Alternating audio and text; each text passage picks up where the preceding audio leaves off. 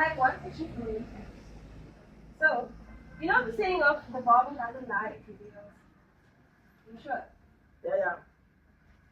Okay, now I have one question. How has lifting exposed the gap between the confidence you project and the confidence you possess? Okay, I would say lifting weights can be a very good experience because most of lift weights there are two limits. So one of those limits is physical limitations. Because as you lift weights, lifting weights exposes your strength and your weaknesses. It shows what you can lift and what you cannot lift. So that's my first point, physical limitations. And also, as you lift weights, you have to track your progress. So, like, as you're at the gym, you're not the only one who's at the gym.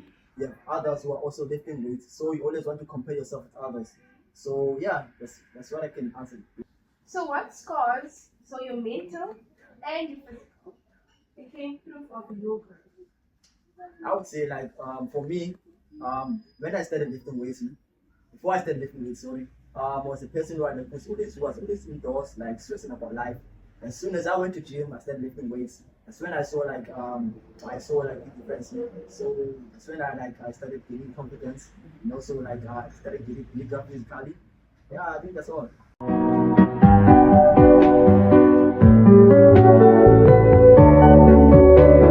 So, under the topic for this week, which is consistency, discipline over motivation. So, what is your non-negotiable system to show up when everything else screams, And how do you weaponize boredom against mediocrity? I would say my one thing that's non-negotiable is gains. Okay. Why is it gains? I don't want to see myself falling back when I'm headed somewhere, body-wise, physically. And it also helps me get rid of the mental trauma that I have. So it's kind of making me progressive in life, kind of making me active. I don't want to see myself fall apart again in any way. So I would say seeing myself having a nice body, nice life, healthier, and eating better. That's the one thing that keeps me going. So, how do you weaponize boredom against mediocrity? Instead of sitting down, eating 3 times a day, and just doing anything, I plan my day throughout. So the first thing I do is plan what I eat. That means I go on diets, as I said before, and I eat 6 times a day. Proper diets. So what I do is I wake up before I go to sleep. I plan the following day. I cook my food, store it in the fridge. Wake up tomorrow, go to work, have classes, train people. Then I also have time to eat, right? So I train people.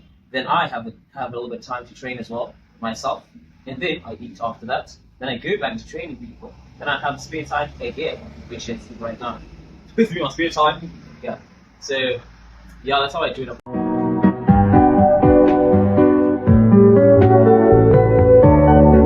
When it's choosing between what you want now and what you want the most. So, how do you rewrite the brain to crave the crime more than the people? So you have to know a lot of things until you get to like glory, right? So it's mostly planning. See yourself there. Okay, see that glory, picture it, all you want, but you have to know the grind to getting to that glory at the top. It's planning. As I said before, planning what you're gonna do. Knowing that you're gonna have to delete some stuff that you're doing already, your habits, your bad habits. Because you're not just gonna get that glory without working through it. It's gonna be a tough road, obviously. I mean, we didn't just get this out of nowhere. You're gonna have to go on diets. You're gonna have to work out, not every day, but strictly work out specific parts of your body. And then you're going to see yourself monthly improving. And over time, you see yourself weekly improving. And then you're getting to that glory step by step. You're not just going to get there. It's not a lot happening in your body. It's a step by step process. Discipline. So now share the moment you realize progress isn't linear and how you coach others and prove the picture of the screen. Alright. When I realized that, let me go back to the first time I was gymming, right? I used to have a brain that was bigger than me, right? He showed me how to get there. So, okay. Started gymming. It took 2 months to realize, hey, man, I'm not getting anywhere. What's happening? Why is this slow? And then my friend told me, continue. You'll see the progress. And then I started to go 3 months, 4 months, and I was like, hey, something is growing within me. My chest is popping out, my arms, my shoulders, my back, my legs. Something is happening, you know. Then I reached the 5th month, and then that was boom.